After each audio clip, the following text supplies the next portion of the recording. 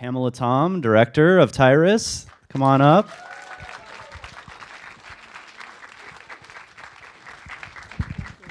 Hello. I've got Susan Bradley, the art director and title designer. And then I also wanted to welcome Gwen Wynn, a producer. Is Gwen here? Gwen. And Linda Berry, who's a co-producer on the film. And Robert Louie, who's the executive producer of the film. Did we miss anybody? Did we miss anybody? David And then, of Robinson. course... David Robinson. Sorry. Oh, David okay. Robinson, associate producer. Welcome. And actually, Kendra and James. Kendra, you guys want to come down?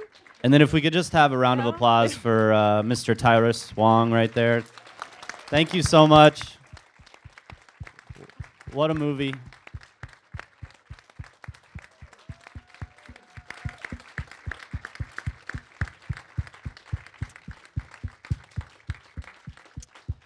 So thank you guys for being here. And I wanted to just ask a few questions and then hand it over to the audience. I'm sure they have a ton of questions for you. If each of you could just describe when you became involved with the project and you know, just kind of your role in making this happen. I'll start. Approximately 8 years ago, and it was at one of Tyrus's kite flying Saturdays. And Pamela and I were walking on the beach, enjoying the sun and the kites.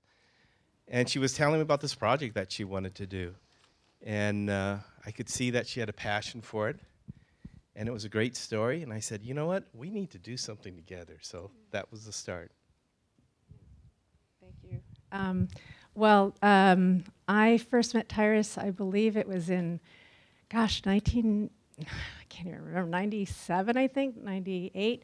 I had seen Bambi with my daughter, and I discovered that there was a Chinese-American artist who is behind the look of it, so I looked him up. I found out that he was living in Sunland, and took him out to lunch and, you know, heard his story, part of his story, and I was so blown away, and I decided that's when I wanted to make a movie about him, so just began back then. The first shooting was, I think, in 1998. So it goes back. I wasn't shooting this whole time, but that's the first time I met him. That was the genesis of the project. I'm maybe the newest person on the show.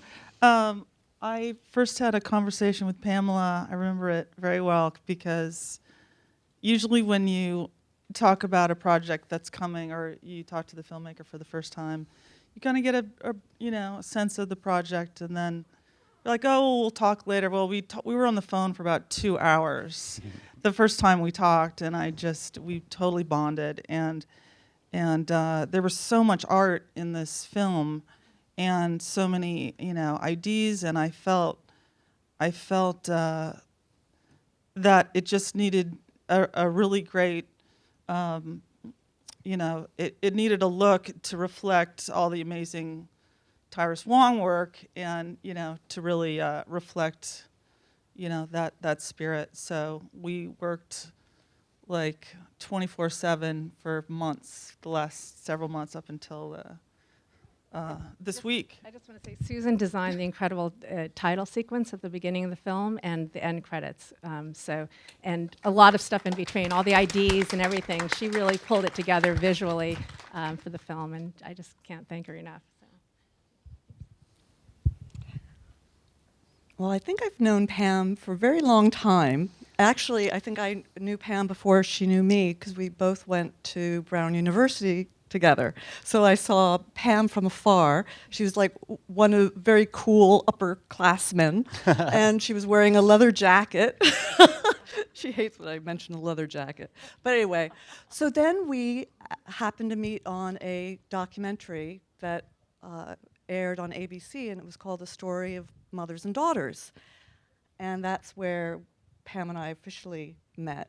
And we were both working on that together, and then Pam, like Robert, I asked, so what do you want to be doing for your next project? Right, as all directors and producers ask one another.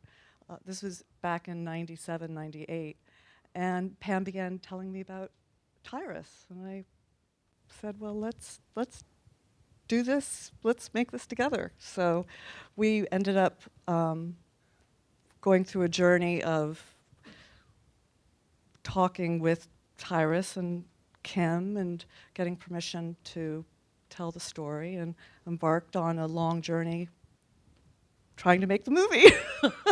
So for about 15 years, but it's a very long, wonderful story. And there's a wonderful period of time when Pam had Asia on her back directing. And I thought that was just so cool, because I know a lot of other women want to see more directors directing, and that's been a very difficult thing for women, being able to have a family and also direct. And so it was a really, for me, kind of historic, seeing a woman directing with a baby on her back. So that's how I began. I met Pam through a mutual friend, and she invited me onto the project around Tyrus's 98th birthday, so it was about almost 8 years ago. And I did a lot of the physical production on the film.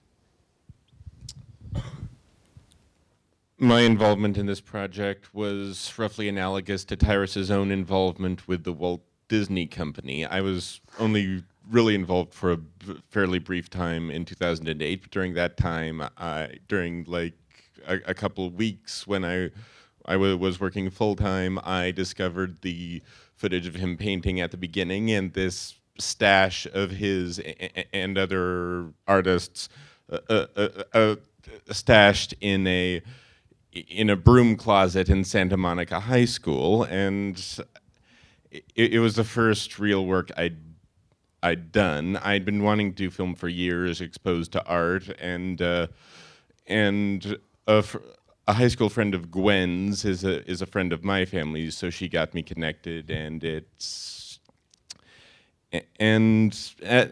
as an addendum, I just started film school this fall, and I spent 2 months this summer touring China with my family. I think those things are relevant.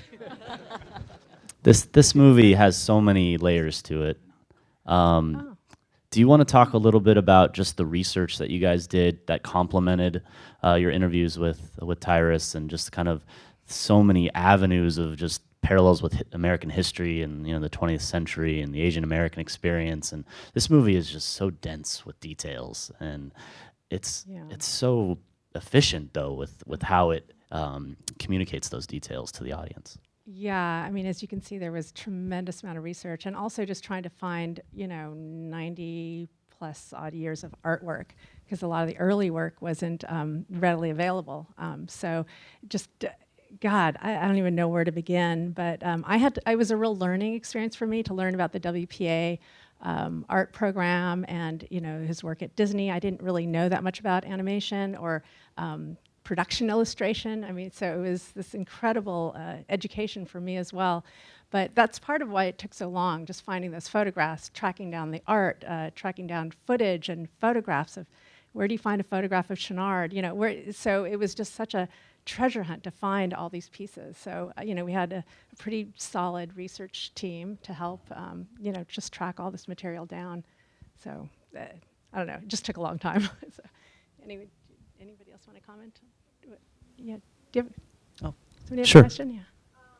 Sorry, maybe it's not so much a question, but it was just sort of a validation of what you said. That was one of the things that struck me the most about, at least the making of the documentary, is the mixed media, and then all of the resources and the combination, and then it just seemed to mirror Tyrus's paintings, which that in itself was like so astonishing to me, because I go to a lot of art museums, but it makes you realize like how much art is out there that you never get exposed to, and because it blew me away.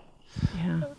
Kind of an undercurrent that I thought was really interesting was the Tyrus's experiences at the studios during that time period, and just how it really showed kind of the darker side of that experience. And 1950s Disney, it's the facade is so rosy and joyous and family oriented, but it seemed like that was completely not the case behind the scenes at times. Well, I mean, I think, you could ask Tyrus himself. He did have a positive experience at Disney, but, you can't escape what the climate was at that time. So, I think it's really important for Tyrus and his family to, communicate that it wasn't a horrible experience. I mean, Kim, you can speak to that if you want, but, there was definitely racism, but overall, Tyrus really enjoyed his work, his time at Disney as well as at Warner Brothers.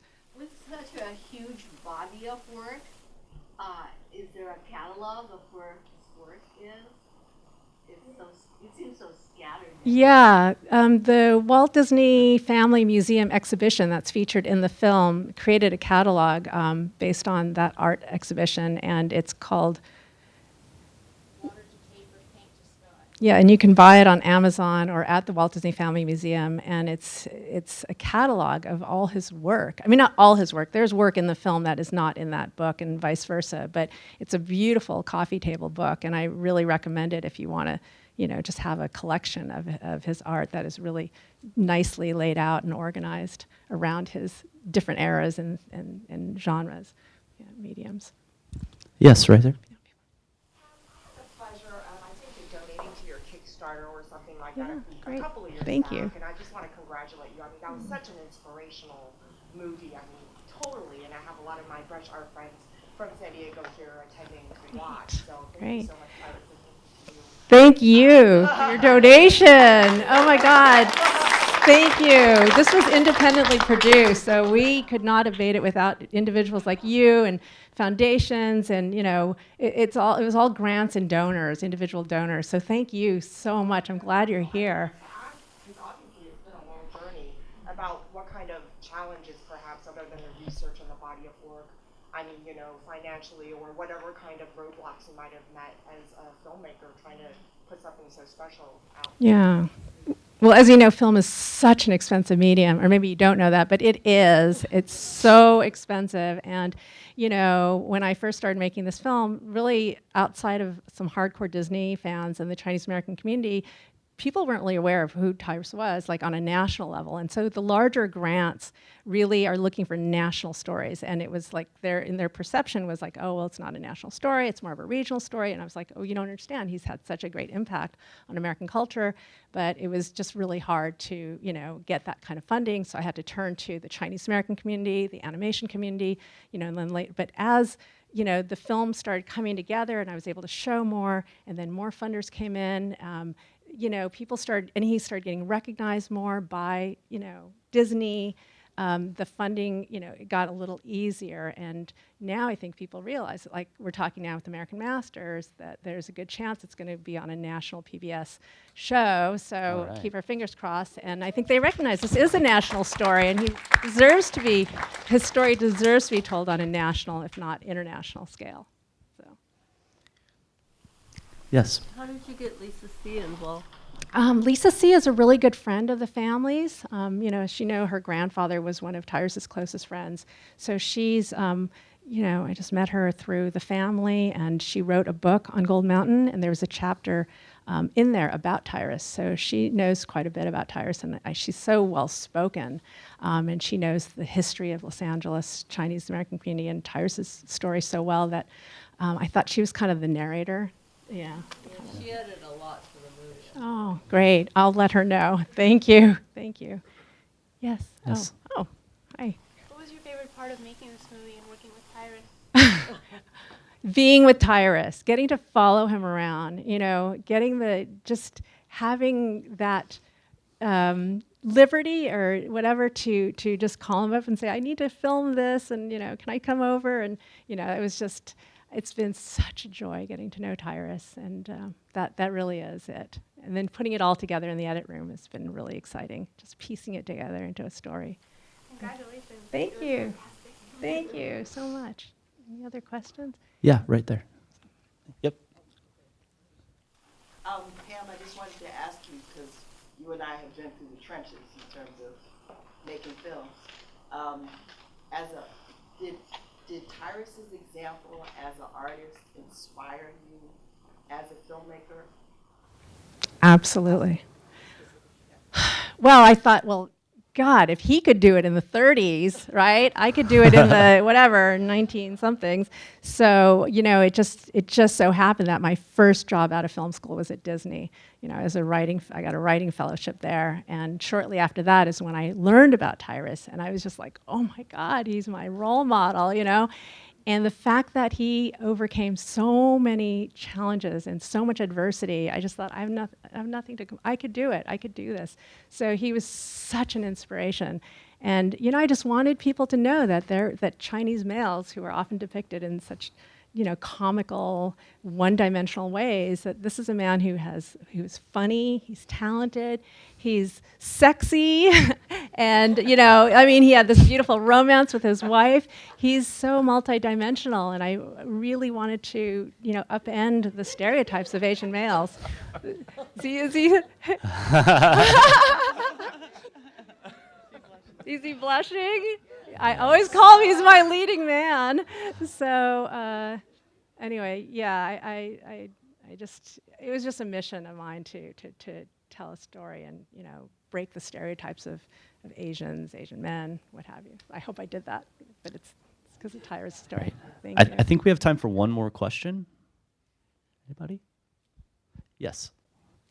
Was there some footage or content that you felt was really important that you had to actually fight for, or you weren't getting much response, and so you had to approach it in a different way?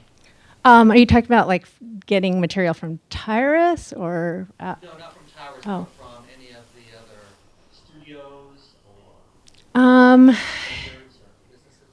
Well, all those film clips, when I first started making this movie, people were like, we're not going to fund your movie because you're never going to get it shown. It's like the licensing costs alone are going to bankrupt you. And this is, back before fair use was used very commonly among documentary filmmakers. So it almost took this long just for things to turn around and say, okay, you know what? Documentary filmmakers can use 1 million clips from Warner Brothers and Disney and not have to pay through the nose. So I literally was given that feedback from one grantor. It's like, it's just too many clips. You're never going to be able to afford to make this movie. So I still have some licensing. We still have some licensing costs, but all those movies I'm able to do. So I felt it was essential to include those clips. I couldn't make a movie without those clips and show his impact. So that was one thing that almost didn't get in. Yeah. Oh, one last one. Okay, I think one more quick one. Okay, last one, sorry. In terms of planning the movie, did you plan as you were going along, or did you have a vision from the start? Did I plan? Kind of both. I mean, really, I wanted to tell his story. And, as a documentary filmmaker, there's archival stuff. You dig through their drawers. You hope that there's home movies. You hope there's lots of photographs, which there were. I was so grateful that he had all those photos from Otis and, all those Chinatown photos. But, yeah, I mean, I think the plan was that I just really wanted to tell his story in a really honest, genuine way and really capture the breadth of his artwork. And then, and then everything else that you just kind of hit and miss. You just hope the events happen in life that you can film and can add to the story. I hope that answered your question. Yeah. Well, thank you very much to all of you for being here and presenting this wonderful movie. And thank you to Tyrus again and Kim for coming down. Thank you to all of you for staying. I just have one more. One more announcement. No, just one more thank you. Is anybody here from AARP? Kim? Is she here? Oh, okay. Anyway, I just want to thank our sponsors for the film and all our donors. Thank you so much. But yes, Tyrus, back to Tyrus. Yeah.